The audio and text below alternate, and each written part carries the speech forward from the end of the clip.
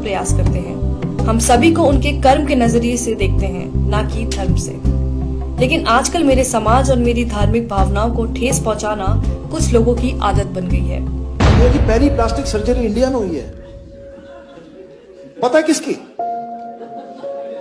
गणेश की। मैं मान गया कि पहली प्लास्टिक सर्जरी आपने करी है, इंडिया में हुई है, तो ठीक से तो कर लेते।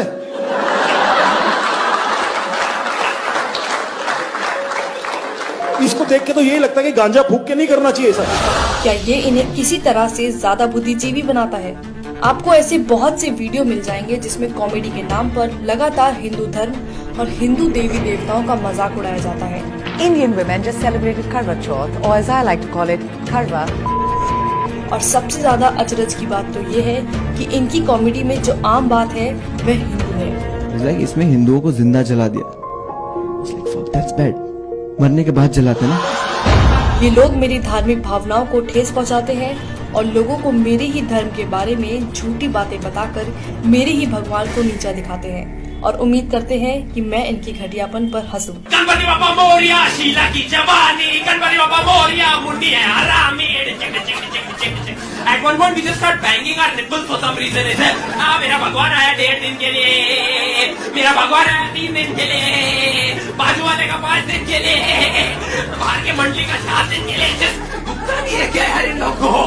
पहले मुझे लगता था कि ये लोग मोदी सरकार के खिलाफ हैं और उनका विरोध कर रहे हैं, लेकिन अब मेरे साथ साथ बहुत से लोगों को ये पता चल चुका है कि ये लोग सरकार के साथ साथ मेरे धर्म को भी नीचा दिखाने की मंशा रखते हैं। एक पवित्र विश्वास को खत्म करना चाहते हैं। मेरे विश्वास और गर्व को नीचा दिखाकर खुद की मान्यताओं को ऊंचा करना चाहते हैं। कॉमेडियन सुरलीन कौर इस्कॉन को मानने वालों की तुलना पॉर्न से कर रही है। आप सबको मैं बता दूं, बेशक हम सब इस्कॉन वाले हैं, पर अंदर से सब हरामी पॉर्न वाले हैं। सुरलीन इस वीडियो में ऋषि मुनियों को अपमानित करने का कोई मौका नहीं छोड़ती है, उन्हें वासना से भरा हुआ बताती है। सबसे ध्यान लगा के जो चीज की जाती है वो है मेडिटेशन। मैं नहीं मानती, क्योंकि जितनी ध्यान लगा के हम फोन देखते हैं शायद कोई दूसरा काम करते होंगे। सुरलीन कहती हैं कि संस्कृत का इस्तेमाल करके ऋषि मुनियों ने अपने बड़े बड़े कांड छुपाए हैं। धन्य हो हमारे ऋषि मुनि जिन्होंने थोड़ी सी संस्कृत यूज करके अपने बड़े बड़े कांड छुपाए हैं। कामा ये सब सुनना किसी मानसिक उत्पीड़न से कम नहीं है। कॉमेडियन मुनव्वर फारूकी खुलेआम मंच से भगवान राम और माता सीता के लिए अभद्र भाषा का इस्तेमाल कर रहा है। लाइक अगर भगवान को रिस्पॉन्स करें, वो गाना कैसा है ना, लाइक मेरा पिया अगर है और राम जी डोंट गिव। मेरा पिया घर है, राम जी लाइक मैं 14 साल से खुद घर नहीं गया। एंड अगर सीता ने सुन लिया तो वो तो डाउट करेगी। और सामने बैठे दर्शक बेशर्मों की तरह अपने ही भगवान पर हो रही अभद्रता पर हंस रहे हैं। इनके लिए कितना आसान है हिंदू देवी देवताओं का मजाक उड़ाना, लेकिन जब बात किसी और धर्म की आती है तो इनकी जुबान पर ताला लग जाता है। मुझे समझ नहीं आता कि इन लोगों को हिंदुत्व और मोदी सरकार एक दूसरे के पर्याय क्यों लगते हैं और राजनीतिक पार्टी का मजाक उड़ाने की आड़ में मेरे धर्म का मजाक क्यों बनाते हैं। मैंने तो नहीं देखा कि मेरे धर्म ने दुनिया में किसी को कभी भी हानि पहुंचाई हो। मेरा एक ऐसे परिवार में जन्म हुआ है जहां मेरी माँ आस्तिक है और रामायण पढ़ती हैं। हम गीता का पाठ करते हैं। हम छोटा गणेश और महाभारत देखकर बड़े हुए हैं। ये मेरी खूबसूरत यादें हैं जो बहुतों के साथ मैंने साझा की है।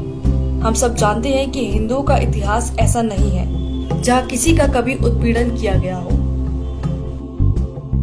लेकिन ये लोग अभिव्यक्ति की आजादी के नाम पर हर दिन मेरी आस्था को कुचलते हैं। ये लोग कलात्मक आजादी की बात करते हैं, लेकिन इनकी कलात्मक आजादी तब कहाँ चली जाती है जब बात किसी दूसरे धर्म की हो। क्या केवल हिंदू देवी देवताओं का ही मजाक उड़ाना सेकुलरिज्म है? हमारे भगवान ने इंडिया से श्रीलंका ब्रिज बना दिया उस समय बिना LNT के। क्या अभिव्यक्ति की आजादी के अधीन केवल हिंदू देवी देवता ही आते हैं?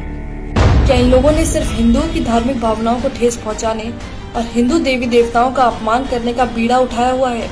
मेरे ख्याल से एक कॉमेडियन का काम मजाकिया चुटकुले बनाना है जिसे लोग सच में समझ पाएं और जिससे उनका मनोरंजन हो। लेकिन मनोरंजन के नाम पर केवल एक धर्म की आस्था और मान्यताओं को गाली देना, उसको लेकर भद्दे शब्दों का इस्तेमाल करना, ये किस प्रकार की कॉमेडी है? और विडंबना की बात तो ये है कि ऐसा करने के बाद भी अंत में ये लोग हिंदुओं को ही असहिष्णु घोषित कर देते हैं।